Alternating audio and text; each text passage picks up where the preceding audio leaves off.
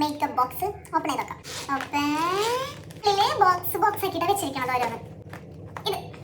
ഇതിന്റെ ഉള്ളിൽ full തുണ്ടന്റെ തരമുള്ള clips ഇപ്പൊ മുട്ടേ. ഇത് butterfly cherry something like that.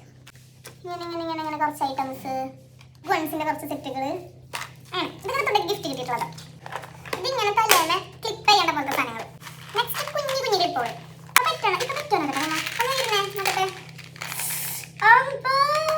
പറ്റില്ല അങ്ങനെ സെറ്റുകൾ ഉണ്ട്. ഈ കുറച്ച് സെറ്റ്, ഈ കുറച്ച് പെണ്ണുകൾ. അത് കുറച്ചുണ്ടായിരുന്നു. അത് ഉപയോഗിച്ച് കുറെ കവടിയൊക്കെ പോയി. ലാസ്റ്റ് ഇത്രേ ഉള്ളൂ. എടുക്കാൻ പാടില്ല.